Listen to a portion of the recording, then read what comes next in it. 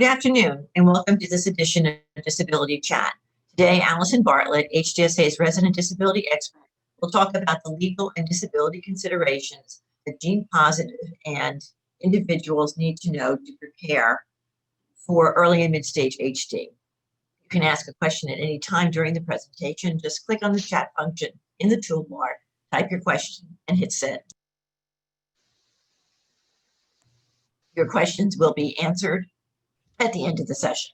This presentation will be available in about a week on HDSA's YouTube channel or by going to hdsa.org/disability chat. On January 21st, Allison will discuss the legal and disability considerations that gene-positive individuals need to know to financially prepare for late-stage HD. And now a little bit about Allison.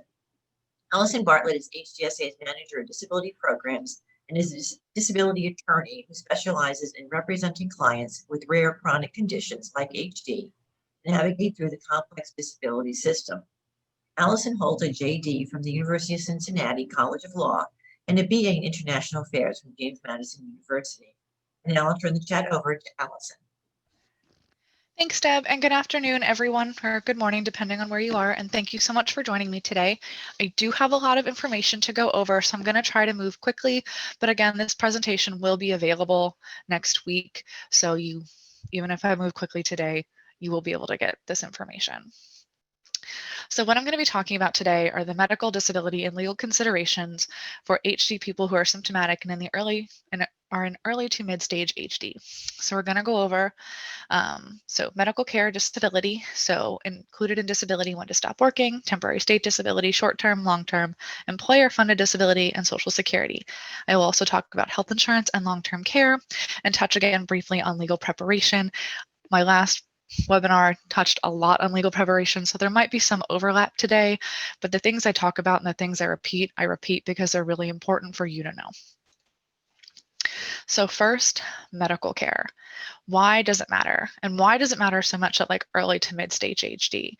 Well, it matters so much because without proper medical care and medical documentation, you will not be able to get disability or put proper legal documentation in place.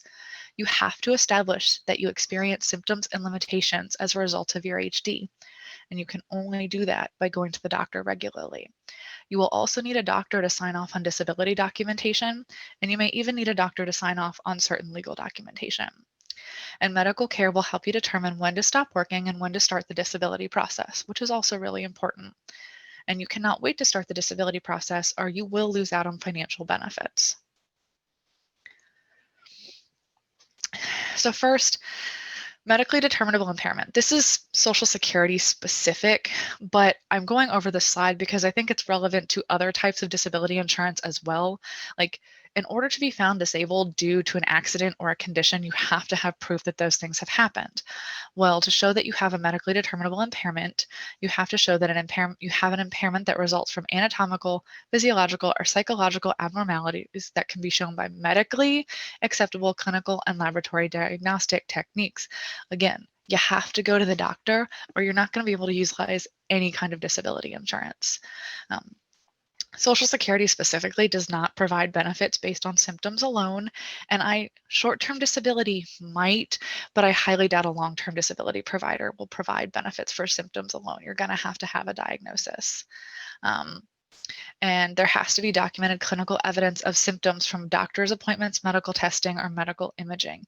You can't just say you experience these things. You have to have proof of it. And HD without a clinical diagnosis will not qualify for disability benefits. So having a gene test is not enough because HD is a unique condition and that you have the gene the day you're born, but usually it doesn't start impacting you until much later in life. So for medical care, HD patients need regular clinical care. Medical records need to reflect all aspects of HD that you experience. So if you have symptoms in motor, cognitive, and behavioral areas, it's okay if you're not experiencing symptoms in all of these areas, but if you're experiencing motor and cognitive symptoms, your medical records need to reflect that.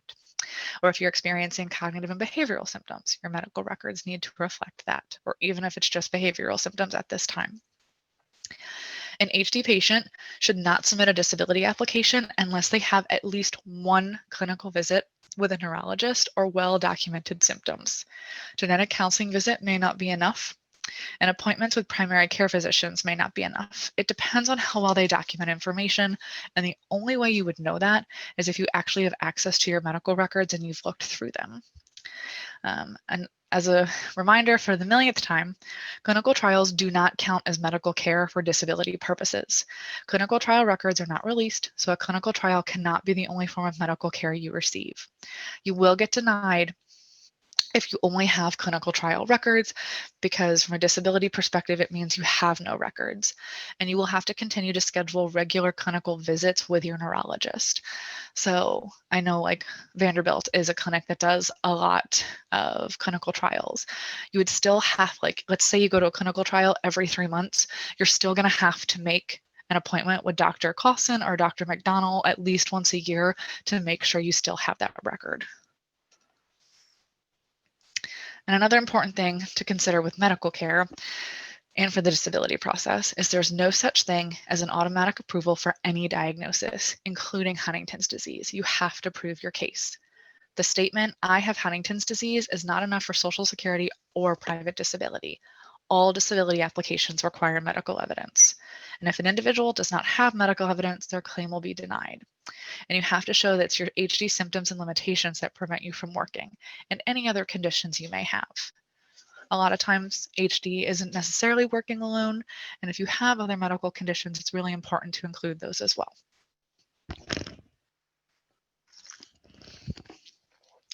So what kind of medical evidence is best when you're starting the disability and legal processes? Well, one, you definitely want to see a neurologist, and you want to have neuropsych testing if possible. I know that can be really expensive and not every clinic offers it, so that's why I said if possible. The Montreal Cognitive Assessment, or the MoCA, is something that's pretty standard at HD visits. If your doctor does the Unified Huntington's Disease Rating Scale, physical limitation testing, sometimes they do it, sometimes you have to request it separately, but it can be really helpful. And just a history of your treatment records, especially if you're open and honest with your doctor about how things are changing over time, your records should reflect that. If you see a psychiatrist, you definitely want your counseling and treatment records. If you go to physical or occupational therapy, you want your therapy assessment and your treatment records. For a psychologist or a therapist, you want your counseling records. And for a primary care physician, you want detailed treatment records that include some HD symptoms or records of other diagnoses. Again, in my professional experience, most primary care physician records are useless from a disability perspective, because it's like you get your blood work once a year. If your blood work's normal, if you don't have any, if you don't talk about like your symptoms, maybe if you start talking about some cognitive symptoms you're having and that leads to like a referral to a neurologist, that can be helpful. Those records aren't always helpful, but it's still really important to get that care and to make sure you include that care in the disability process, because it shows you're going to the doctor regularly, and it's helpful for building your record. But don't rely just on primary care physician records. That's my point. Okay, so now on to disability. Why does it matter? If you do not prepare in advance, you may miss out on benefits that you are entitled to. You can create financial difficulty if proper policies are not put in place. The national average for Social Security disability decision is 6 months, but the process can take years. So many times I've heard people say like, "Oh, I let my short-term disability run out before I applied for Social Security." Don't ever do that. We'll talk about that why today, and we'll talk about in what order you should complete steps. And you need to be able to access health insurance in order to get proper care, which helps with the Social Security disability process, and it just helps provide better quality of life, especially for HD patients in general. So first, within the disability process, you have to understand when to stop working. And why is that important? If you do not stop working at the right time, you may miss out on important financial and health insurance benefits. If you get fired, instead of starting the disability process, you lose your right to those disability benefits permanently if they have been offered through your employer. I do not want that to happen. And so knowing when to stop working and having a better awareness and recognition is essential to this process. So early to mid-stage HD is when symptoms start to interfere with your ability to work. And I know the decision to stop working is very difficult. It requires planning. You don't want to lose potential benefits by trying to continue to work if you're not able to work. And it does require HD symptoms, medical care, and proof of disability to be eligible for most benefits. within this, like when you're in the early to mid stage of HD, it's really important to be open and honest with family and medical providers about your work status and about your symptoms and limitations. Talking openly and honestly about symptoms and limitations can be really hard. One, because a lot of like with HD, lack of awareness is one of the symptoms. And so it can be really hard for the person with HD to actually notice their symptoms.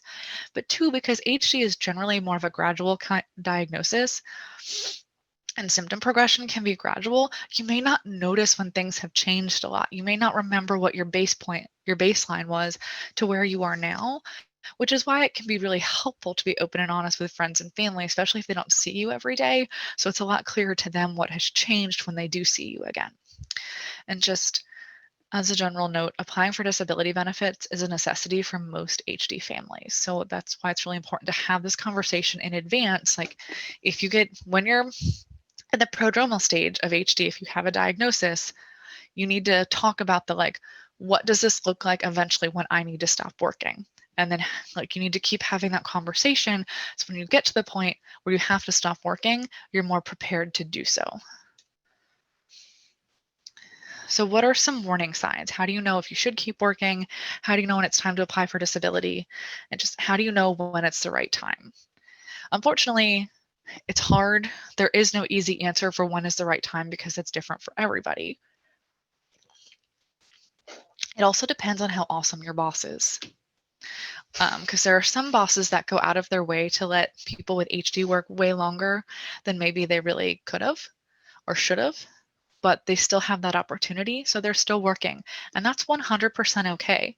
The way Social Security is written is an employer can pay you as much as they want for whatever you're doing, even if you're paid to be an accountant and all you're doing is managing the snack tray every day. That's perfectly okay. But most people don't have that circumstance. So what are some of the biggest warning signs that it's time to apply for disability? Well, one, first and foremost, is you start having issues at work. So you have difficulty performing your job tasks, or you have trouble interacting with coworkers and supervisors. So one thing that can be helpful, I'm sure pretty much all of us have forgotten what our exact job descriptions are, but you should have access to that.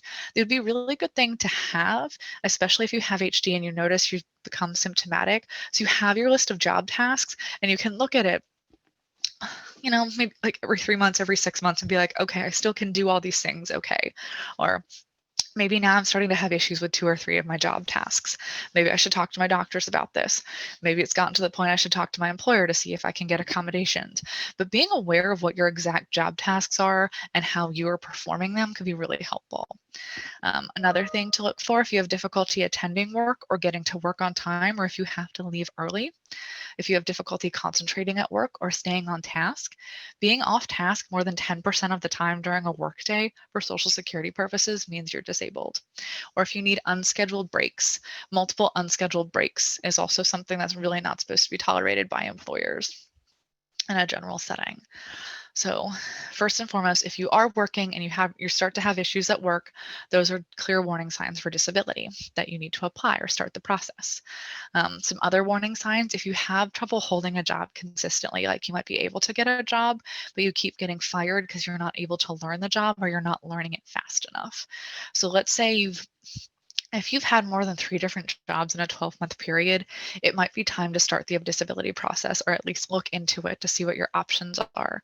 If you have not worked in over 12 months and it's likely HD related, you need to apply for disability because at that point, you're not earning any money, you're not earning work credits to your disability, and you're not earning any income.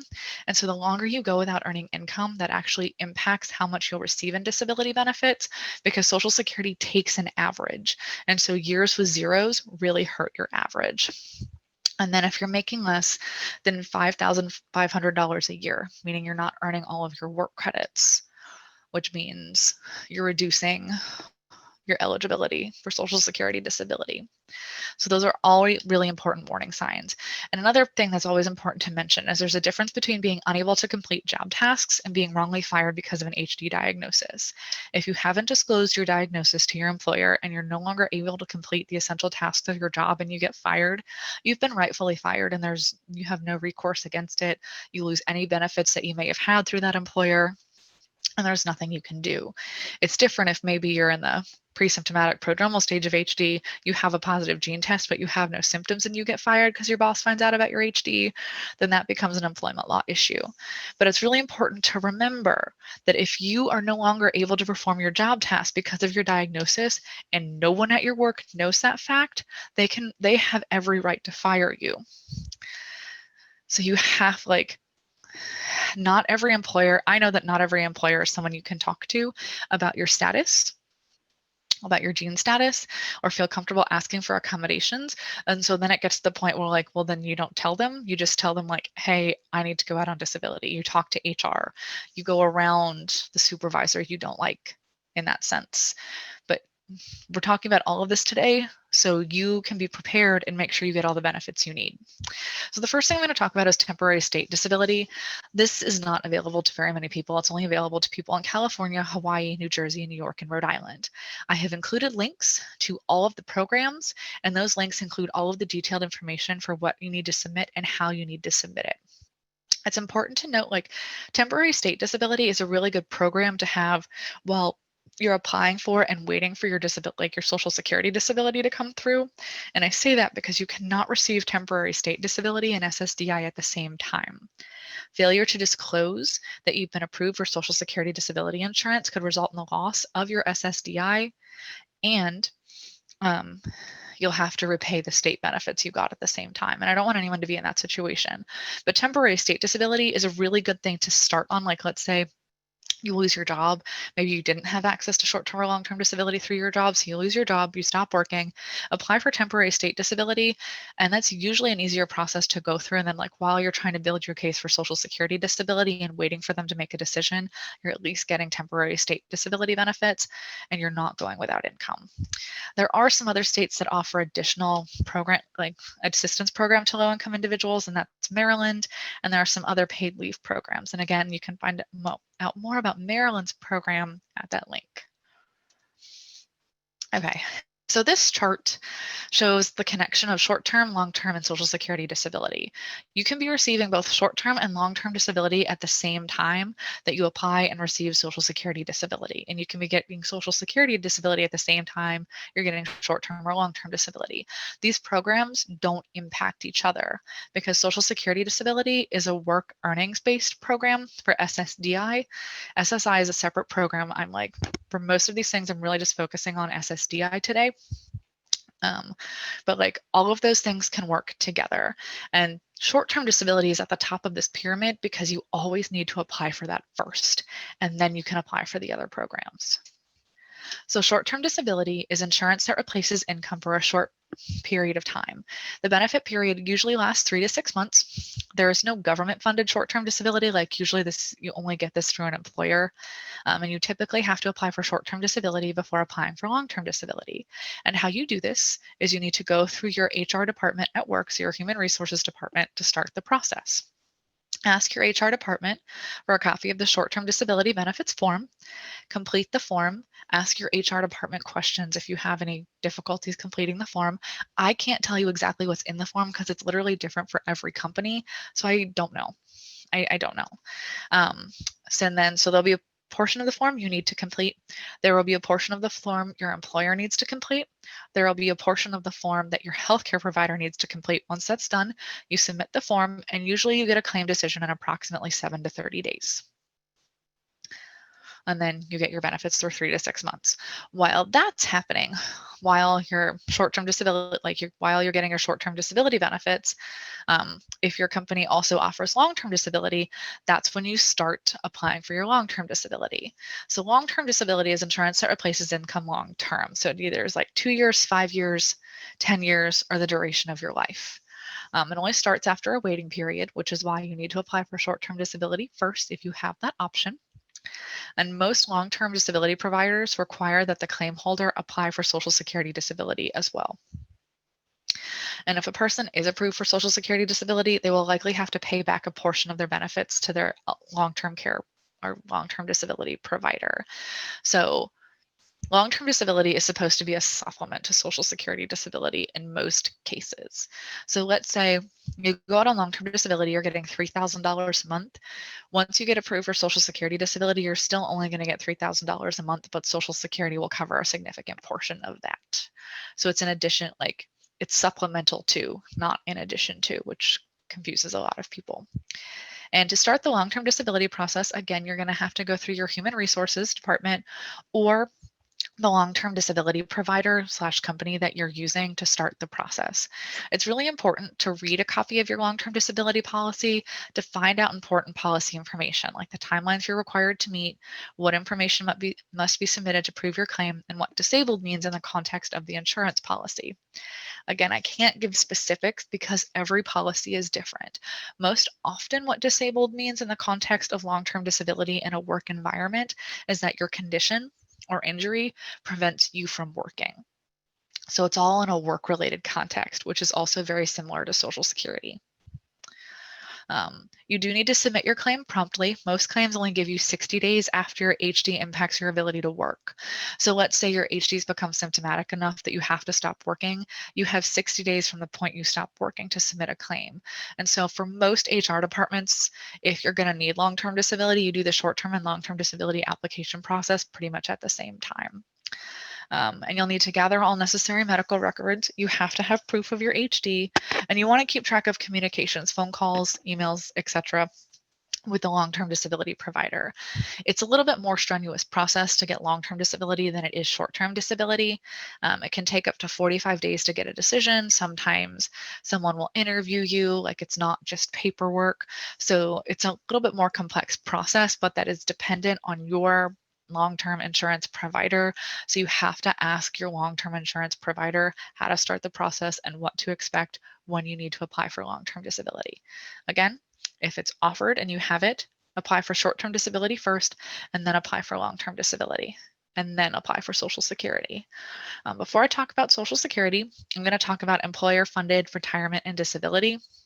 And that's because some jobs pay into a private retirement program instead of paying into Social Security. Really common examples are teacher retirement systems, like the Florida retirement system is a state system, but then there's the Ohio Public Employees Retirement System and the Louisiana School Employees Retirement System. Every state has their own system. A lot of school districts have their own systems.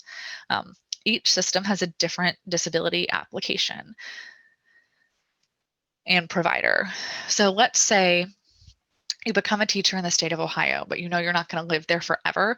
You wouldn't choose OPERS. You wouldn't pay into OPERS. You would instead choose an alternate retirement program that you would pay into that would also be your disability provider as long as you worked and paid into the system long enough. You'd have to work directly with your HR person or the disability provider to complete the application and understand what is required. And you'll also have to provide medical evidence. And in a lot of cases, you'll also have to apply for Social Security disability, even if you have an employer-funded retirement, because you pay into the employer-funded retirement, but you also pay into Medicare. So in order to get early Medicare, you'd have to apply for both programs. So now I'll talk about Social Security disability. This is the fun program. That's sarcasm, in case you couldn't tell. So Social Security disability is a federal benefit program designed to provide long-term financial and medical insurance assistance. This is the most difficult and complicated application, so it is best to start this application after completing everything else I've just talked about. So after doing the temporary state disability, or after completing short-term or long-term, or your employer provided disability. And the reason for this is you can receive short-term or long-term and Social Security disability at the same time. So you want to complete those first because you want to be getting paid through your short-term or long-term disability while you're waiting for a Social Security decision. I don't want anyone to have to go years without any kind of income if they can avoid it. And if you've already completed these processes, you should have gathered evidence that will also be helpful for your Social Security claim. And it's very important to gather evidence for your claim so you have the best chance of an approval. And again, it takes about 6 months to get a decision at the initial application stage, but there are a lot of people who are denied, and there are a lot of people this process can take 2 or 3 years to finally get an approval and a positive decision. That is a long time to go without income if you did not have to go without income for that much time.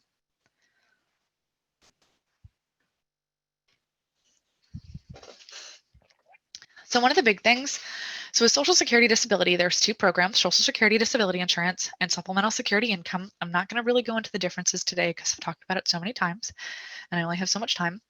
But most individuals who have a consistent work history are eligible for Social Security Disability Insurance, SSDI, and will not be eligible for SSI.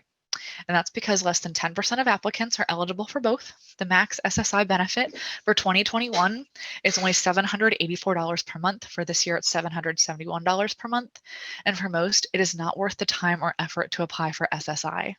And it can actually negatively impact the processing of your SSDI award when you're approved for disability. So for most people, it's not worth it. Do not apply for SSI if your SSDI benefit amount is going to be more than $850 per month. You can find this out by either calling your field office directly or creating a My Social Security account to see your award amount. I recommend doing that because that's the easiest thing to do. You can also make sure Social Security correctly reports your earnings every year. That's actually something you should check because I checked this year and they didn't report my earnings correctly. And yes, so I have to deal with them. Yay. And do not apply for SSI if you have more than $2,000 in resources as an individual or $3,000 in resources as a married couple. So just from those two criteria, that is going to exclude most people. Do not apply for SSI if you meet these criteria. It's going to save yourself time and hassle because I guarantee if you apply for SSI anyway, you're going to get a denial letter and it's going to cause additional stress that you don't need. So don't do it if you don't have to. If you have questions about when is the right time to apply for both of them, give me a call and we can talk about your personal situation. So with Social Security, the application can be submitted online, over the phone, or in person, which is not available at this time due to the coronavirus pandemic. The online application is a two-part application. It does not have to be completed at one time. You can exit and re-enter the application as many times as necessary, as long as you save the re-entry number and you just use your Social Security number. I like the online application, and this is my preferred way to submit an application, and I tell most families to do it because it provides a lot more opportunity to include details about HD symptoms and limitations and how they impact your ability to work. You can also review the application before submission, and you can have friends or family review the application before submission, which is really nice. And I say that because like the first 3 months I was submitting disability applications, my supervisor reviewed my applications and I had corrections I had to make like in every application for those first 3 months. Because it's a lot of information, it's a lot of reading, it's a lot of time looking at a computer. So it can be really helpful if you have someone else who just looks over everything to make sure you didn't miss anything or like to make sure everything matches up. Another kind of application is a phone application.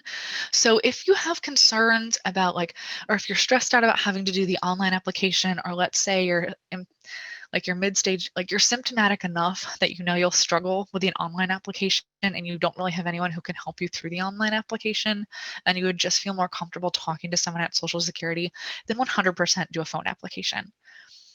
Everybody is personal preference. This is just things that I've noticed in my career and what I would recommend, but my recommendation is not perfect for everybody. So if you know you're going to need more help and you'd like to have the comfort of talking to a person, then 100% have a phone application. You do have to schedule these in advance, which can take weeks depending on how backed up the office is. The application has to be completed during the 2-hour interview window.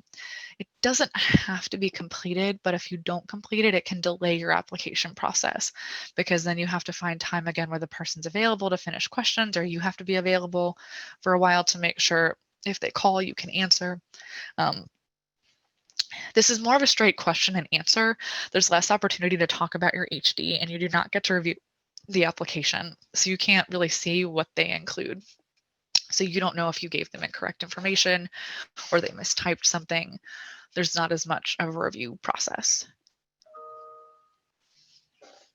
And then also with the in-person application, when those are relevant again, you have to schedule an appointment in advance, which can take weeks. The interview does have to be completed that day. The nice thing about this is you can easily submit supporting evidence for your claim. So in an ideal circumstance, which is not right now, I actually tell most people to do an in-person application, because if you've gathered all the evidence in advance, they will take it from you that day. You know it's guaranteed to stay with your claim.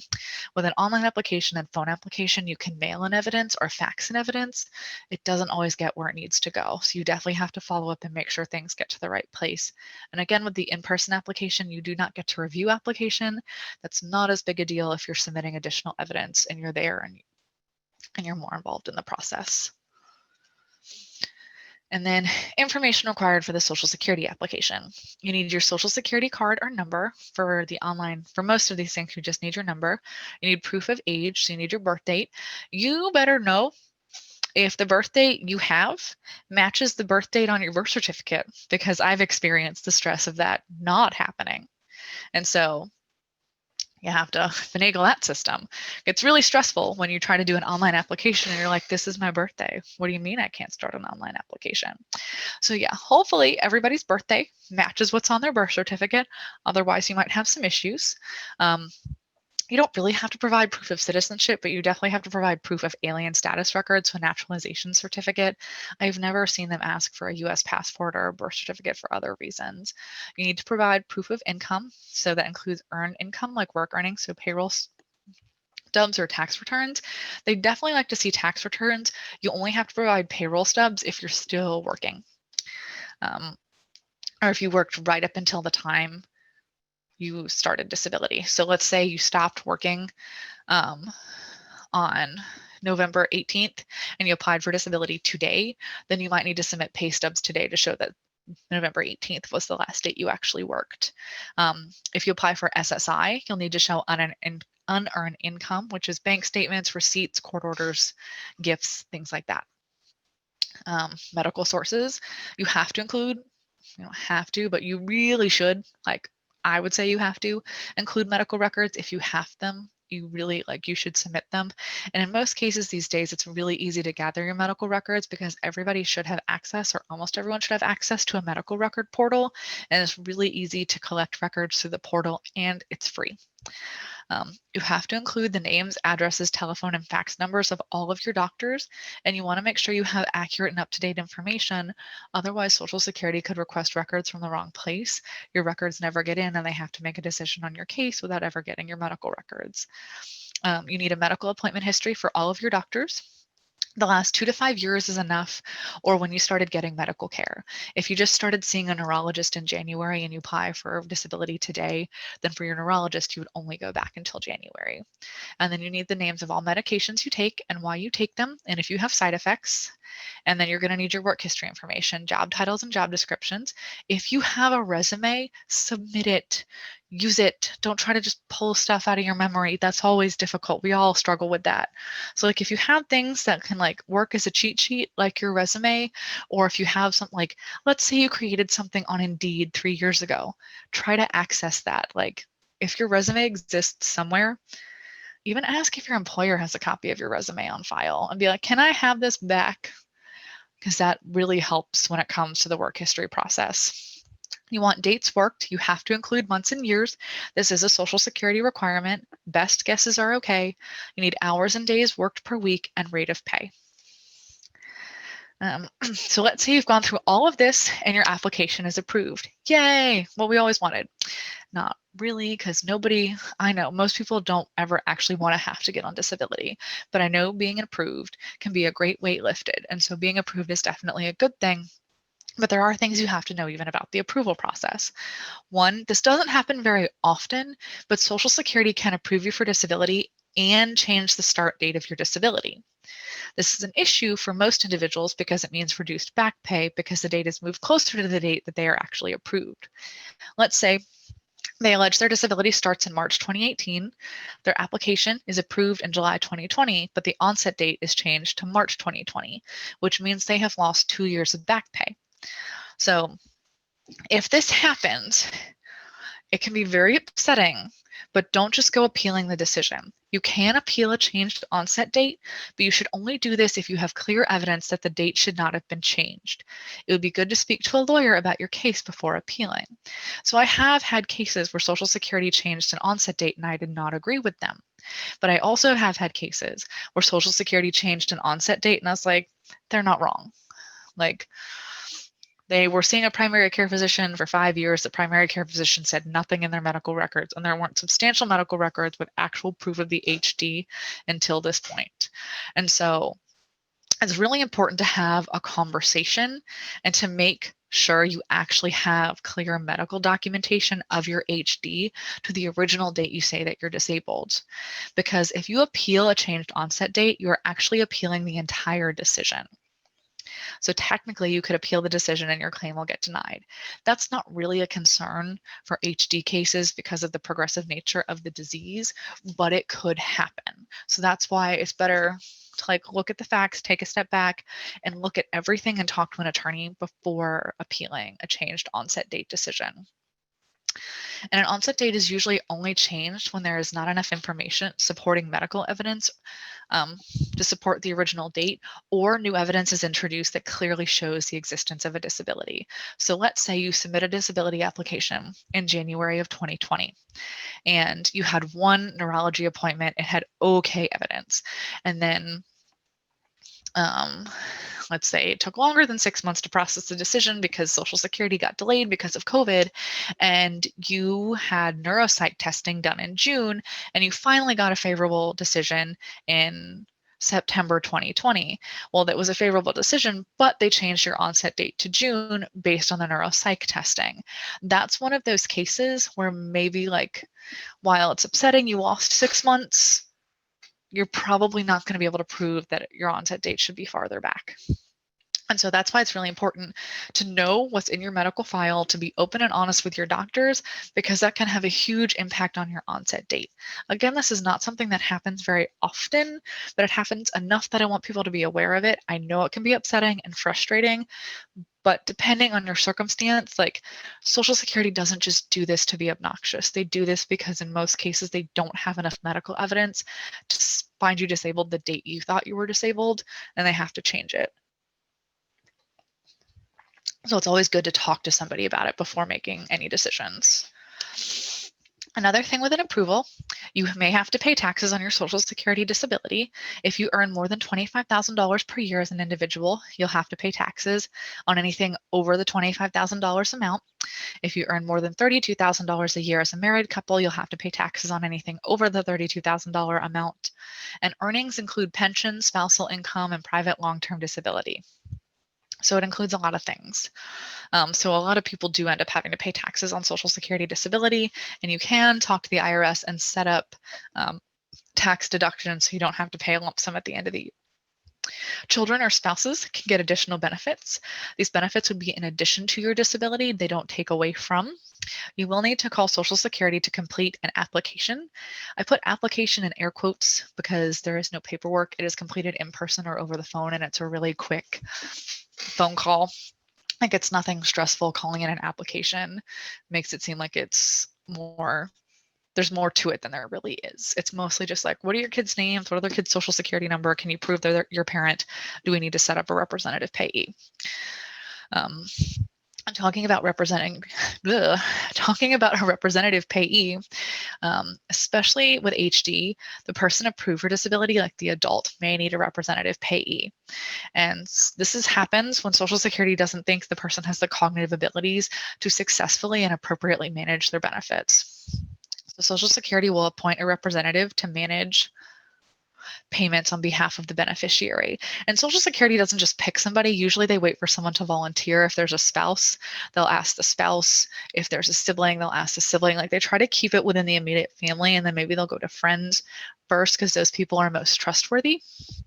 Sometimes they have to use an organizational payee, but usually Social Security lets you appoint let you pick your representative payee. They have to go through a vetting process, but usually they want to make sure it's somebody who you're close to, who you trust. And then, so even if you get approved for Social Security disability, it's not a permanent approval. There's a continuing disability review, or CDR. Every Social Security disability case gets reviewed, every case. HD cases usually get reviewed every 5 to 7 years. It's usually closer to 7 years, but they can get reviewed every 3 to 4 years. And that's depending on how your claim was flagged when you were approved. HD should always be flagged in the 5 to 7 year category because it's a condition that's not going to improve, but sometimes it gets incorrectly flagged in the 3 to 4 year category as a condition that could improve. And unfortunately, there's no way to change that. It probably just impacts like the continuing disability review process. So there's 2 different kinds of review. There's medical review or work review. A medical review is to determine if your condition is still disabling. Majority of HD individuals undergo a medical review, and they have to continue to get medical care to show that their condition is still disabling.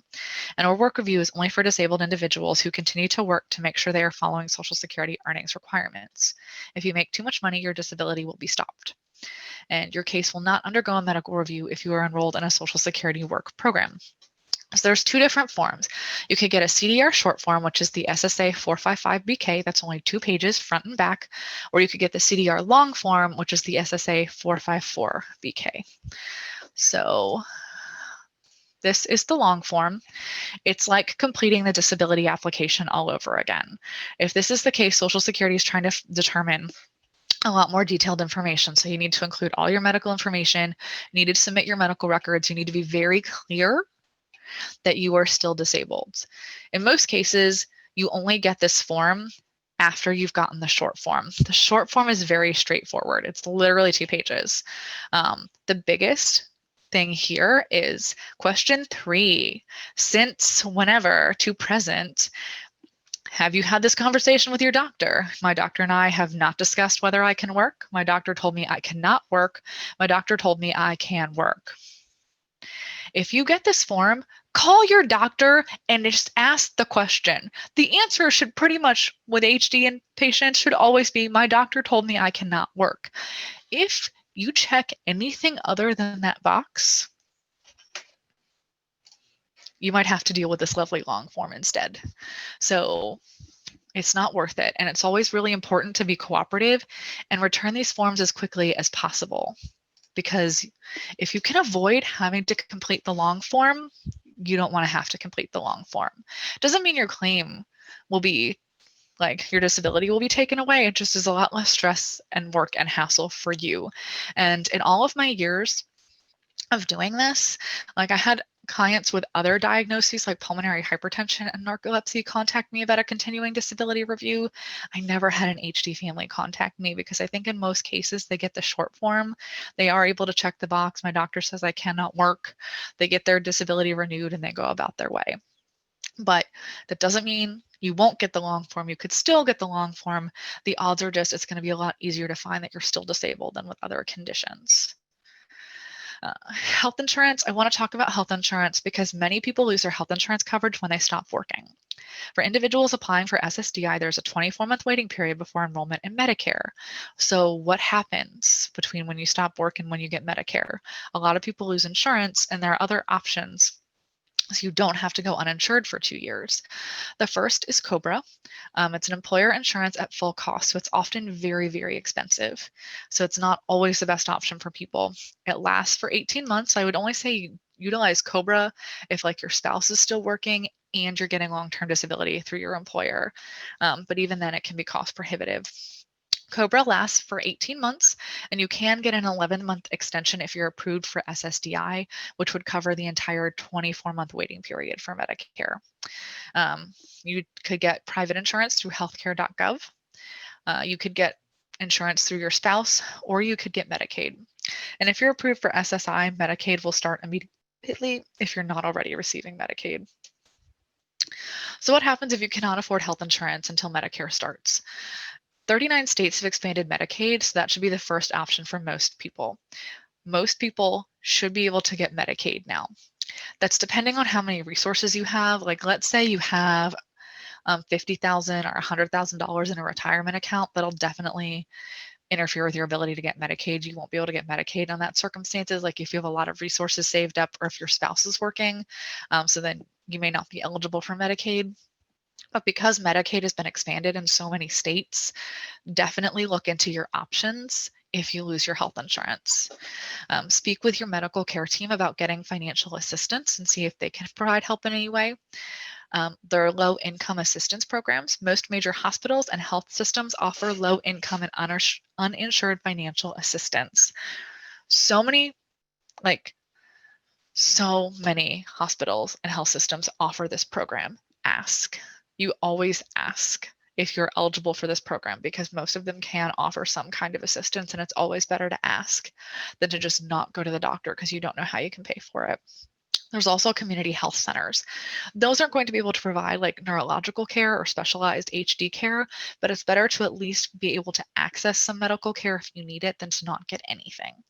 And you can find local health centers in your area by clicking this link. I also want to touch briefly on long-term care because at the point you're in early to mid-stage HD, you're not going to necessarily need long-term care, but you need to start preparing for it and you need to start talking about it. So like, what does the family and the HD impacted person want? What support is realistic for them? When should the HD impacted person go into long-term care? Like you need to start talking about these questions so you're prepared for when the time comes, if the time comes. It's also important to talk about this because long-term care could come earlier if the person has psychiatric or aggression issues and they cannot be managed at home, or for whatever reason they progress like they had a steady progression and for all of a sudden they progress really fast, really rapidly. And so it's important to have these conversations. I know everyone wants to stay home for as long as possible, but it's also important to look into what that will entail to provide care at home. So like one level housing, if it's handicap accessible, or if you need gait assistive devices in the home. And looking at facilities with the HD impacted person is always best when they are ready to look at long-term care facilities, because it means they actually get a say in the process and maybe they'll be more comfortable to go to long-term care when that time comes. And it's important to look at facilities in advance because some facilities do have waiting lists and those waiting lists can take a long time. And what does health insurance cover in terms for long-term care? Medicare doesn't cover much. It only covers a short-term stay or rehabilitation. It can cover part of long-term care if rehabilitation is included, but that's only a max of 100 days. So it doesn't really cover what you need to cover. Medicaid can cover nursing homes, assisted living, home health aides, but it does not include fancy or private facilities. So you will have to check if they take Medicaid before looking at a facility.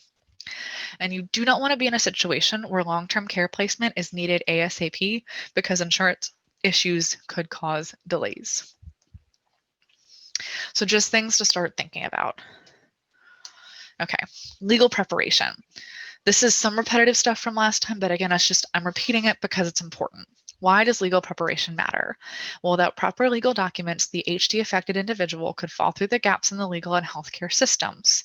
And if you remember all the information I've talked about, it's kind of clear why. There's a lot of paperwork, there's a lot of moving pieces. As far as legal trouble, people can get into civil, criminal, and bankruptcy trouble. Someone could go through a divorce and not be adequately protected and become like very disadvantaged as a result of the divorce if they don't have proper things in place. They may not be able to afford or access care, and they might be denied access to government benefits. So this is all really relevant if you're not eligible for SSDI because you haven't worked and you're only eligible for supplemental security income. And again, the more options you have in this process, the better able you will be to make decision when the time comes. So this is mostly what I talked about last time, but just a brief going over asset protection. This is relevant for like federal benefit programs like Medicaid and supplemental security income and other things like food stamps, housing, temporary assistance, and like low energy assistance programs. So again, SSI has very, very strict resource requirements. So $2,000 for individuals and $3,000 for married couples. I hope everybody remembers those numbers when we're done here today because I've said them so many times. And what is an asset? Are a resource, things like cash, bank accounts, stocks, land and property outside the home where you reside, vehicles, Anything more than one vehicle per household, and let's be real, most couples have 2 vehicles, so that second vehicle is always going to count against you as an asset. Retirement accounts, life insurance policies over $1,500, personal property, burial funds over $1,500.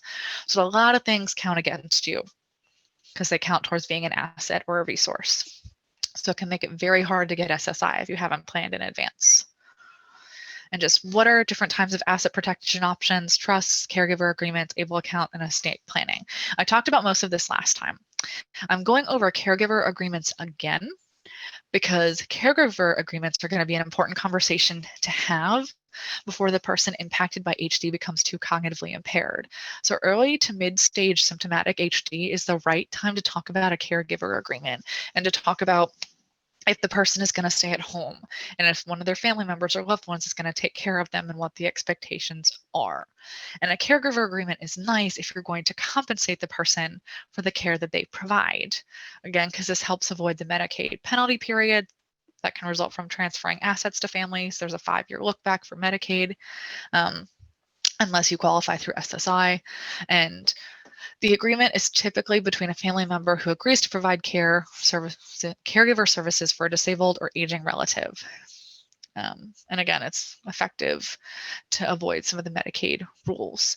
But again, if you know you're getting to the point where you need more help, and ultimately it's going to be a family member who provides that help, and you may pay them if you have to eventually get to Medicaid eligibility, talking about a caregiver agreement is really important, and now's the time to do it. A caregiver agreement needs to include 3 different things. It has to be in writing. The payment must be for care provided in the future, and the compensation for care must be reasonable. And then not going to talk about this because I talked a lot about this in my last presentation for prodromal HD, but who is estate planning for? It's for everyone, regardless of age, income, or wealth. Estate planning is great for everyone, especially for HD families. And why is it so important? Because estate planning needs to include things like a will, a living will, advance directive, a power of attorney, and a medical power of attorney. And I think everyone with HD needs these things anyway, but they especially need an advance directive, a power of attorney, and a medical power of attorney. So if you're going to do estate planning, you're already going to be part of the legal decision-making process, which is appointing someone to act on your behalf. I'm only going to talk about power of attorneys today and medical power of attorneys, because early to mid-stage HD is the point where you need to pick a power of attorney, because beyond that point, you're going to be too symptomatic to make that decision. And why does this matter? If you do not give a specific person the ability to act on your behalf, you may lose that right or ability entirely. Someone could be appointed to make decisions for you that does not know you or your wishes. And with HD, you're likely going to lose the ability to make decisions, but you may not be disabled enough for someone to be appointed to make decisions for you, and that's when people fall into legal holes in the system. Someone can end up homeless. You could be denied essential benefits because you cannot complete the application, but you can't ask for help and no one can help you, and you stop getting important medical care. So there are 4 different kinds of power of attorney, healthcare power of attorney, but the power of attorney that HD families need is a durable power of attorney. And that's because it has a durability provision to keep the power of attorney in effect once someone becomes symptomatic. If you move to different states, it doesn't have to be renewed. Like for HD families, you want a durable power of attorney. It's necessary if you become mentally incompetent, which is what will likely happen if you have HD. And then you can specify that this document cannot go into effect until a doctor certifies that you are mentally incompetent, and you get to choose that doctor. There's a lot more protections, and it's going to last through your life, a durable power of attorney. The other ones won't. So how do you create a power of attorney document? Well, you have to choose a document that's right for you. You can pick another kind, but I highly recommend picking a durable power of attorney for HD families. Again, it remains valid until you die. It doesn't have to be reviewed or renewed. It remains valid once you become symptomatic, and it provides the most protections. You'll have to choose your agent or the person to act on your behalf. And it's always good to choose a second agent or a backup in case the first one can't provide care any longer. You fill out the power of attorney document. There are many samples online. You want to make sure you use a document specific to your state. I provided 2 websites, but I also highly recommend if your job or your spouse's job offers legal services as a benefit, use that lawyer to complete the power of attorney to make sure it guarantees all the protections that you need it to and abides by state law. If it doesn't abide by state law, it'll be considered invalid and useless. Invalid and useless. You'll need to sign and notarize the document. You'll need to have 2 witnesses other than the people named as agents. And you're going to want to make copies of the power of attorney and keep it in a safe place. Some places don't accept copies and will need to see the original. So you need to know where the original is, and you need to know, and the agents need to know where the original is in case they need it. A good power of attorney should remain valid even if you move. It is a good idea to review it if you can, if you move, to make sure it still represents your wishes. And what kind of powers can you give to your agent? The management of day-to-day legal and financial affairs. You do have to give them additional powers to be in charge of medical decision making. And most states have specific rules governing the duties and responsibilities of power of attorneys, which is why it can be a good idea to talk to an attorney in your state. Okay. And I have made another checklist that covers disability and legal preparation for early to mid-stage symptomatic HD. I will make sure this gets added to the website as soon as possible, and you should be able to click this link once you're able to download the presentation, but it goes over like medical care, disability, health insurance, and legal decision-making documents, because I can't stress that enough. Are there any questions? Whew, I did it. Thank you, Allison. I actually don't have any questions. We have a couple of comments. One person did ask when the presentation will be available. So we just want to remind folks that the presentation actually will be available on HDSA's YouTube channel in about a week, or by going to hdsa.org/disability chat as all one word. And as Allison mentioned, she'll be downloading or uploading her checklist to the HDSA website in the next few days. So you'll be able to really, go through all the different health benefits that she went through today, because I know it was kind of overwhelming. I was taking notes and then got kind of lost in the weeds. So I'm sure other people did as well.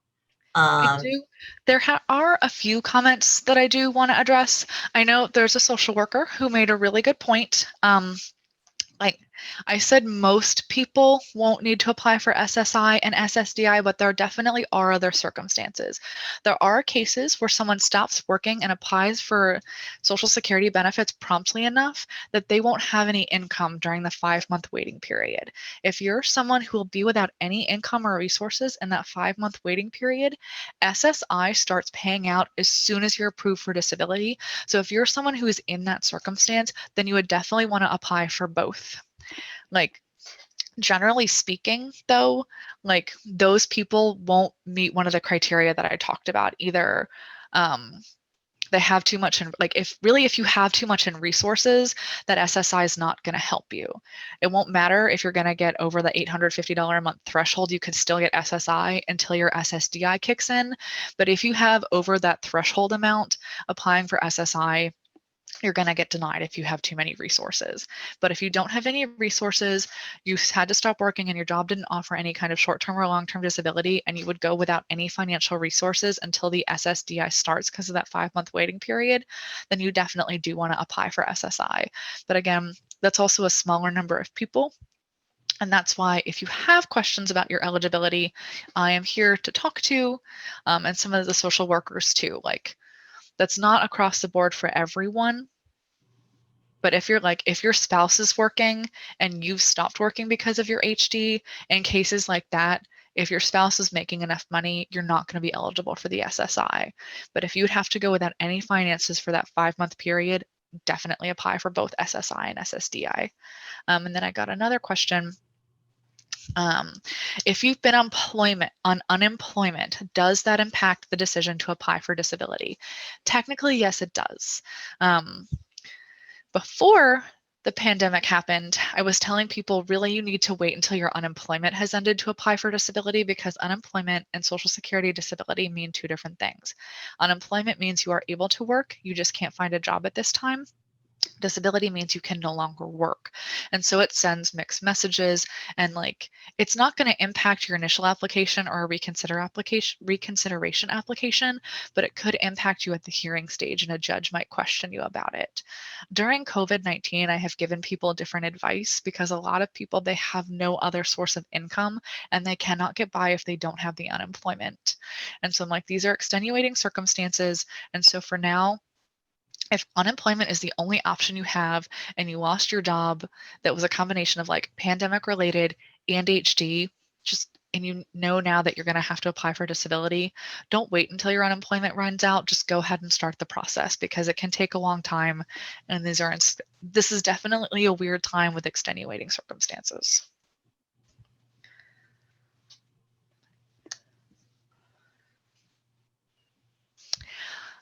Okay. I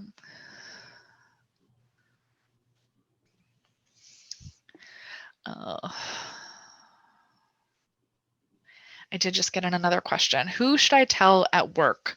My direct manager or HR. And so in a circumstance like that, I think it depends if you're seeking accommodations or if you've gotten to the point where you want to start the disability process. Because if you want to start the disability process, then I would talk directly to HR. But if you're going to need accommodations, it's probably a conversation that you need to have both with your direct manager and HR, because your direct manager is going to have to approve the accommodations. But it depends on the relationship you have with your manager, how comfortable you are, and what exactly you want by disclosing your HD at this time.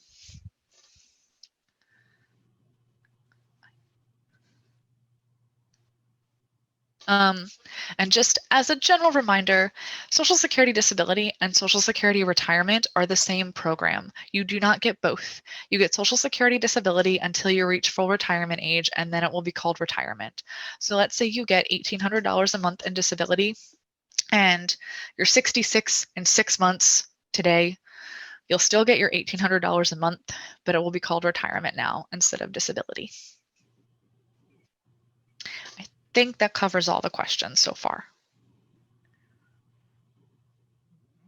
I can see that we are out of time, so I do want to thank Allison and all who were on the webinar today for your attendance. Join us on January 21st when Allison will discuss the legal and disability considerations that gene-positive individuals need to financially prepare for late-stage HD.